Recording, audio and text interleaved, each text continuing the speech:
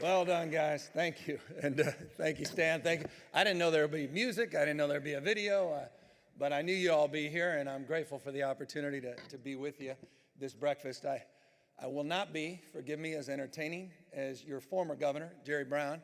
I just reread his speech. I forgot he got national headlines this time last year for talking about Chipotle, which, I don't know, either shows how low the bar is or how magnificently interesting former Governor Brown is. My point, though, today is to assert a bias, to express a framework of concern about not only where the state's going, but I think some of the broad trend lines that will define the next decade in this country, and then make a case for our state and why I feel confident that we'll not only survive the next 10 years, but California is uniquely positioned to thrive over the next decade. Let me begin with my bias. Someone the other day was talking to me about my position on capitalism. It's a topical point of conversation, particularly in this presidential race. And people of all political stripes and shades have expressed their point of view. Let me express my point of view by reflecting upon what Winston Churchill said when asked the same, his position on capitalism. Churchill said, "Some people see free enterprise as a tiger that needs to be shot, others as a cow that needs to be milked. Not enough people see free enterprise for what it actually is, a healthy horse pulling a sturdy wagon." That expresses my bias to free enterprise. It expresses my bias to capitalism, and also express an understanding of Stan's introduction. My background is not, being born as mayor of San Francisco. I started right out of college opening a small business, one part-time employee, not a family business, not something someone handed to me. Put pen to paper, put a business plan together, got 13 investors, $7,500 each. Finally had enough resource to hire Pat Kelly, a part-time employee. She came in 5 o'clock every night before we closed up at 8. Small little wine store in San Francisco. Built that business from one business to 23 businesses. At our peak, we had 1,000 employees in the state. I say that not to impress you, especially this crowd, but to impress upon you a strong entrepreneurial bias. It's been the cause of my life. It shapes the way I look at the world. You don't need to talk to me about depreciation schedules, amortization. I don't need to be educated on gross versus net. You don't talk to me about audits and OSHA and, franchise tax board. You don't have to tell me your struggles on permitting and the Alcohol Beverage Control Board. You don't have to talk to me about planning commissions and conditional use permits. You don't have to express frustration about the time and manner of money, access to capital, the travails and struggles of meeting payroll, the macroeconomic consequences, the decisions that are made down here or up here that don't consider what's really happening in our diverse state. You don't need to tell me that, San Diego's different than Placer County or Nevada County. I'm doing business in all those counties. I get it. And I get your stress, and I get your struggles, and I get why so many of you, often seems in despair about this state. I watch Fox News as well. Poor Tucker Carlson.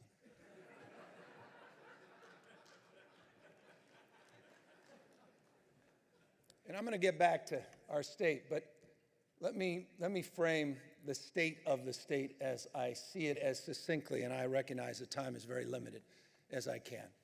I think there are 3 areas that broadly will define our politics here in Sacramento. I think are defining our politics today, and substantively will define our politics from a national frame. Number 1 is the issue of debt and demographics. Number 2, the issue of energy and climate change. And number 3, the issue of IT and globalization. Let me briefly unpack them. The issue of debt and demographics is profoundly significant. We just had a tax cut that was going to, quote unquote, pay for itself. We're projecting in this country to run deficits on an annual basis over the next decade of $1.2 trillion a year. California, while we're poised with the budget I just submitted to paying down 100% every dollar of the $34.7 billion of debt the Brown administration had inherited, still faces profound challenge with unfunded liabilities. Not just pension, but unfunded health care liabilities. That's real. And the issues of demographics, that's not our friend. We're an aging, ingrained population, not just nationally, but substantively and disproportionately here in the state of California. That matters in every way, shape, or form. People are living longer. People want to live in dignity. People want to live in place. Some refer to this as the golden wave, more pejoratively, the silver tsunami. But it's upon us, and by the way, it has an entrepreneurial bias, that trend. Older you are, the less you're willing to take the kind of risks that define that entrepreneurial spirit that we embrace and celebrate in this state. Debt, demographics. Number two, the issue of energy and climate change. I don't need to convince any of you. My gosh, we just went through 2 fire seasons. Literally 16,600 wildfires in the last 2 years.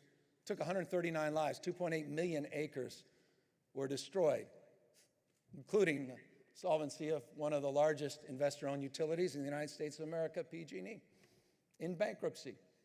The hots are getting hotter, the dries are getting drier, the wets are getting wetter. Something big is happening in the plumbing of the world. Mother Nature, you know well, she bats last, and she bats 1,000. Chemistry, biology, and physics. If you don't believe in climate change, open your eyes. Spend a little bit more time thinking about what's happened in your state. But many of you are intimately familiar, regardless of your position on climate change. You recognize the nature and change of our energy dynamic. We are radically changing the way we produce and consume energy. We've moved forward with some of the most progressive and aggressive environmental goals of any state in this nation, getting to 100% renewables by 2045, getting 40% reductions in our CO2 below 1990 levels just by 2030. We're going to increase the number of vehicles, electric vehicles, by close to 4.5 million, get to 5 million by 2030. Our RPS goals, we've already exceeded 2020, but the next iteration is going to be a challenge. Low carbon, green growth, energy, and climate change will define so much of our politics and policy in the next decade. The issue of IT and globalization, this is the big one. IT and globalization detonating at the same time. No longer an interconnected world, but an interdependent world. As Tom Friedman loves to say, he says, we're no longer concerned about our rivals rising. We're equally or more concerned about our rivals failing. If you woke up this morning to learn about China having a 20% decline in their stock market, few of you would be here this morning. This notion of interdependence is real, and it is profound, and it's defining so much of our politics, but it's also defining our business climate. What is the future of work in a world of contrasts? Paralysis contrasted by rebirth. Just think about what's happened. Just think about what's happened to the taxi cab industry in the last few years versus Uber. Just think about a world where your largest real estate company, or arguably the largest hotel company, Grace, owns no real estate. Airbnb, one of the largest retailers in the world, Alibaba, owns no inventory. Facebook, the largest social media company in the world, provides no content. And Uber itself, the largest cab company in the world, doesn't own a car. Something, again, big is happening in the plumbing of our economic world as well. We're going from something old to something new. This issue of IT and globalization profoundly impacting our politics today, trying to reconcile the world we're living in, consumed now by that change. You're consumed by Dynamax from a situational perspective. Others of us consumed by this notion of work. What does it mean? Why are people working harder than ever, working 2-3 jobs at TaskRabbit, at Uber, at Lyft, maybe a little bit on the side at Postmates?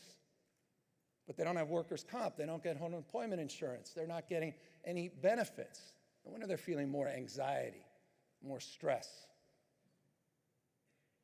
We're entering a remarkable world with a lot of white water, a lot of headwinds.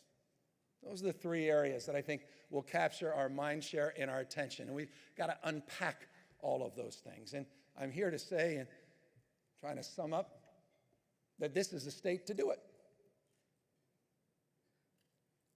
I know there's a lot of mythology out there about California's resiliency, its capacity to meet this moment as it relates to the issues of debt, as it relates to the issue of fiscal discipline, as it relates to addressing those unfunded liabilities. But I hope you paid some attention. You're in a state surplus this year is $21.5 billion. And by the way, that's a controversial number because Legislative Analyst's Office thinks it's even higher. We're putting aside $16.5 billion in that rainy day reserve. But by the way, that's just one of many reserves. As I said, that $34.7 billion, we inherited from the previous administration. This year, if we take $4.5 billion of that surplus, we'll pay off every dollar of that. That pension issue, tell me a state. Some of you are in love with Kansas and Tennessee. Tell me a state that's using general fund money to pay down pension obligations. This state, in our budget, in the forecast period, we're looking to invest $9 billion to pay down pension obligations, $3 billion in STIRS, $3 billion in PERS, and a supplemental payment to deal with the stresses that our school districts are facing as it relates to the increased costs associated with their contributions. $3.15 billion in those supplemental payments. And by the way, for those that think that doesn't matter, that takes the usuriously high percentage of payroll, 18.1%, that's paying off those retirement benefits, and brings it down to 16.7%. May not sound like a lot, but it's significant in this climate of stress, particularly as it's manifesting in unified districts like Oakland and here in Sacramento and Los Angeles and elsewhere. Short-term, fiscal discipline. 89 cents of every dollar in this surplus set aside for one-time purposes or resiliency. That's never been done in this state's history, not the previous administration and not administrations prior to that. Billions and billions more in resiliency. I'm not naive. We're modeling a recession. We're right perhaps on the cusp of a recession. Is it next year? Is it the year after? Feels like it might be. We're modeling a recession that's a little more acute than 2001, a little less acute than 2007, a $70 billion 3-year impact on our budget, about a $40 billion impact structurally on our budget. We're just a few billion away from getting close to where we need to be to manage that structural challenge. You need to know that, because I'm not sure everybody's aware of that. The state is in much better fiscal shape than it has ever been. Those long-term obligations aside, and we are committed to tackling those, this state is well positioned to enter into more challenging climates. The state's also well positioned to reconcile this. I was reading, and you got to read this, please read it.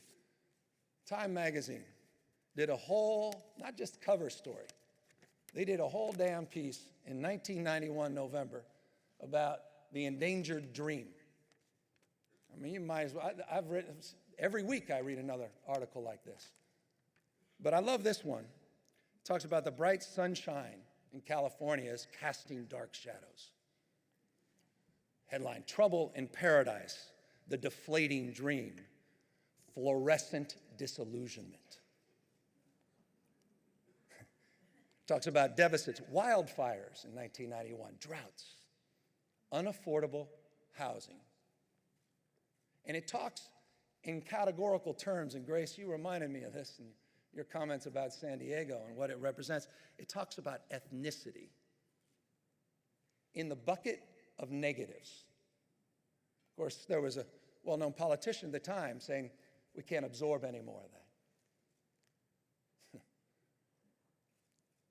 It's interesting, 1990s, it's a lot like, America, California in the 1990s, a lot like America in 2018 and 2019. This was just a year or two before Prop 187, xenophobia and the nativism that defined that time. Grace was talking about the UC system. We were debating back then getting rid of affirmative action. Somehow that's going to solve all our problems. 3 strikes and you are out. 1994. Best days, people were arguing we're behind us. Even reading this, the drug of choice, they said in Time magazine, is no longer cocaine. That was the 80s. It's Prozac in the 90s. This guy named Steve Jobs, that was the past, they said. This guy named Scott McNeely is the future. Personal computer, they said that was cute, but now it's about powerful workstations, not personal computers.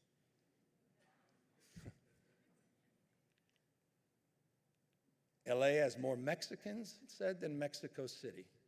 More Koreans than outside any city besides Seoul. More Filipinos than outside the Philippines, as if somehow that was a liability. I was reading another well-known publication just the other day. The Great California Exodus. Here are all the experts.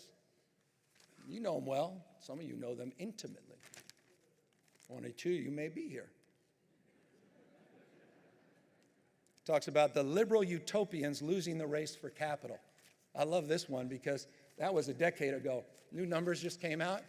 California crushed the rest of the nation on access to capital and venture capital, 51% of the nation's capital since that was published.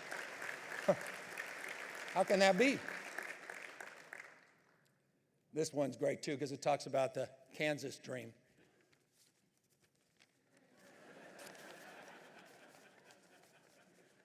I'm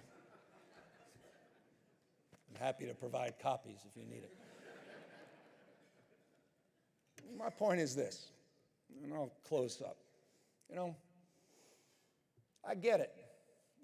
Jerry Brown said this last year too. He said his first time he spoke with you in the 1970s, everyone said California's best days are behind it. I get it. I get regulation. I get cost. Look, you want to go this paradigm of being the cheapest place to do business. It's not this state. That's just, that. But I still think it's the best place to do business. And I think that's also reflected in the numbers. Every year they come out, that Chief Executive magazine or something, the worst place in America to do business. Again, Louisiana, all these others apparently are better places to do business.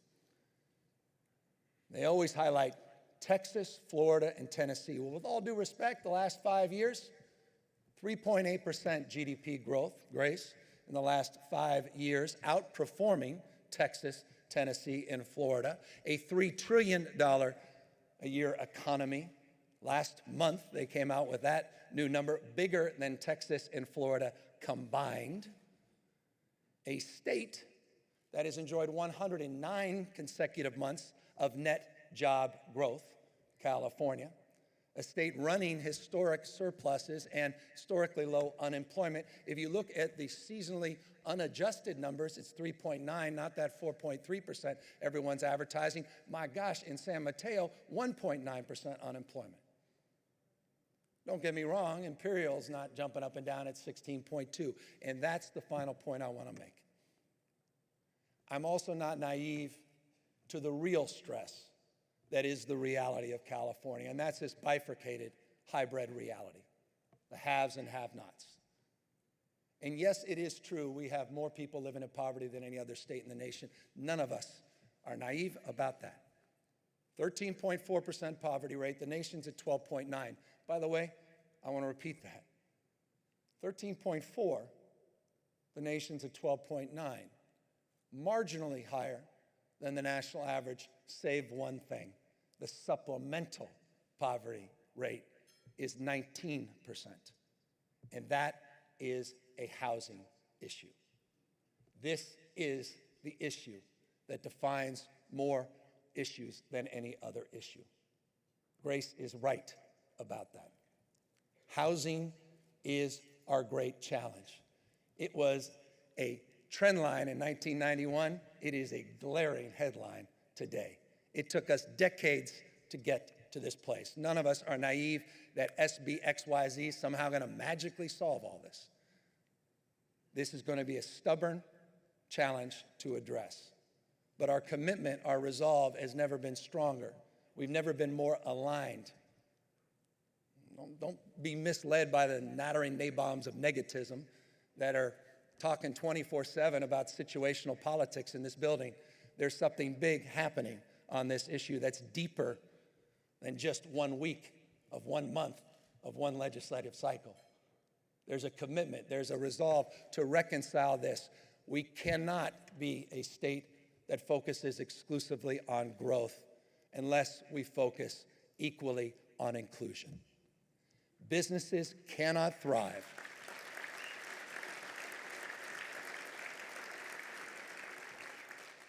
Businesses cannot thrive in a world that's failing. Not in a consumer-based economy. We can't afford to go from a 3-class to a 2-class society.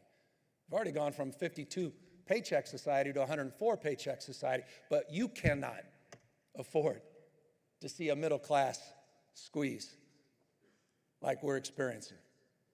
It's another framework of interdependence. We rise and fall together. That 19% impacts every single one of you. That poverty rate holds back our economic growth. That 3.8% will be well north of 4, maybe closer to 5%, if we were more aggressive in addressing the issues of poverty and the ultimate manifestation of our failure, and that's the 130,000 plus people out on the streets and sidewalks. And that is a national disgrace, and it's happened on our watch. It's happened in the state of California, and we own that, and those that want to criticize us are right about that as well. Homelessness and housing, affordability, addressing the wealth disparities and income disparities without begrudging other people's success. We don't need to tear other people down to help lift other folks up. But it's a question of intentionality. It's a question of commitment. It's a question of resolve. And it's just my call to you. We are all in this together. There's no leak on your side of our boat.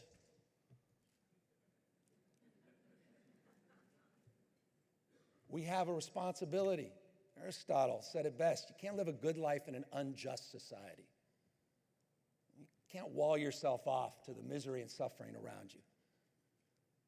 We're capable of doing so much more and so much better.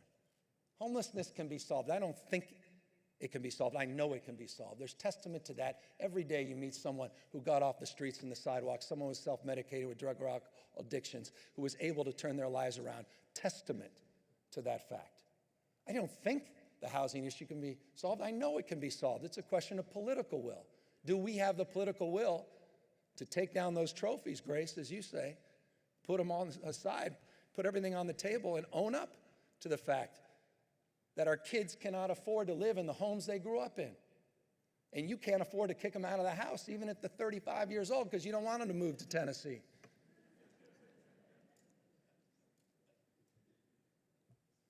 Final words. There's something special about California that separates itself from every other state in the nation, and that's the dream. There, as I suggested, there are no other states attached to a dream. There's the American dream, and we had testimony to that dream with our Medal of Honor winner. And there's the California dream. No other state can lay claim to that, but that dream is predicated on social mobility.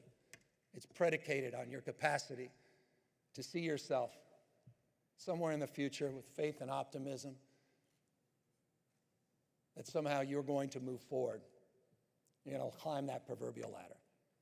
This is the challenge of our time, to address that with a sense of urgency, with a commitment and a resolve that we haven't seen in decades. Folks are going to look back at this moment, not about how much wealth and how big your bonus was this year, and how great that portfolio looks and how large that home is. We're going to look back in this moment and say, what'd you do in this society to really bend down on one knee to lift someone else up? That's the cause that drives my why. That's the cause that drives this moment. And I know it drives your passions, or you wouldn't be here as participants with this chamber and this breakfast if it weren't.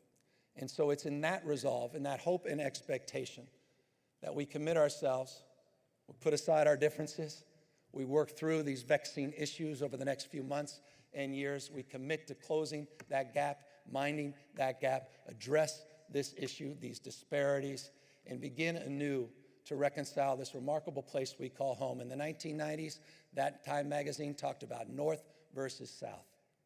Now it's time to connect all of you, particularly all of you on the coast, to this remarkable place in California called the Central Valley. Remarkable part of this state that is prepared. No more trips. Get in a bus. Don't go overseas. Get to Fresno. Get to Bakersfield. Get to Merced. Spend some time in Lost Hills. Remarkable things are happening in Lost Hills. Spend some time in Monterey Park. Tell those folks why they don't deserve clean water. They can't even bathe their kids in Monterey Park in water, let alone drink it, because the kids get rashes and they're paying 1.5 times more than folks in Beverly Hills for that same water. You may not like our solution to that, but when you come out there, I hope you can identify an alternative. We are capable of so much more. All this abundance, all the resourcefulness that resides in each and every one of you. If we could put that to bear, we can focus with intentionality on these goals. I am confident in this, in closing, that there's nothing's going to stop California. The next decade, we will dominate the national discourse, and the best is yet to come. Thank you all very, very much.